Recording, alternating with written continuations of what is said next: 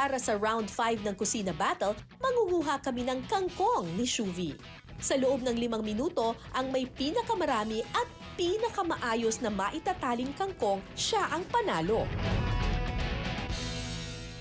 Ang dahon nasa ilalim, Ang tangkay nasa ibabaw. so dapat ganito kahaba. Opo. Kasi kama mo, Ganito kahaba. Tapos, ito po. Ang kangkong, ganito po kasi siya, isang side lang ang dahon. Ayun. So dapat lahat ng kukunin natin, nakaganon lahat. Nakaganon. Nakaline daw. Basta yung Basta dahon yung nasa... dito, walang dahon. Dito lahat ng dahon. Yes. Tapos 10 pirasong ganito. Isang tungkil. Ay, tangkay. 5 tali. 5 tali. O, sige, okay, te. Kusina Battle Round 5, simulan na!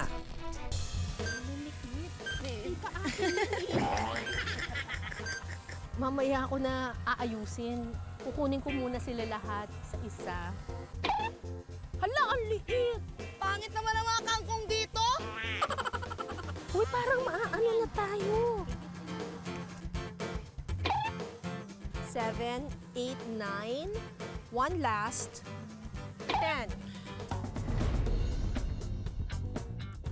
Fairness sa kangkong ate dito walang mapili Grabe na talaga tong buhay dito sa Manila. Hala, kulang. Wait lang. Ito.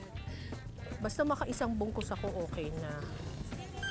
3 minutes na, my God. Isa pa lang nagagawa ko. Ilan na nagawa mo? Uy, last 1 minute na. Pangit tong ibang kangkong, ang papangit. 10 seconds na lang daw.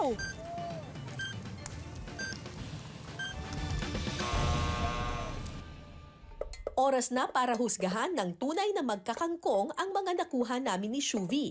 Sino kaya ang makalalamang? dalawa ang nagawa ni Ma'am Cara. O ano bang maganda? Isa, okay. Itong isa, Hindi okay. kasi kailangan siya ganito Yung ang dahon niya ay nasa loob. Ito, wala sa loob. Wala. Kumusta naman kaya ang kangkong ni Shuvi?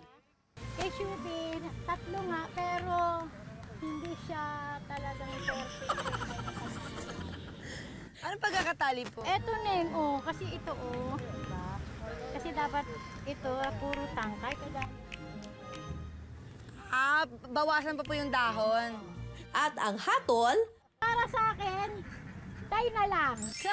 Ay na lang daw. Kasi maganda yung isa niya, perfect talaga wow naman, walang lumamang. Hati kami sa 1 point ni Shuvi kaya ang score tabla sa 2.5. At may 2 challenge pang natitira. Ang importante, Pero pause daw muna sa mga OA na hamon.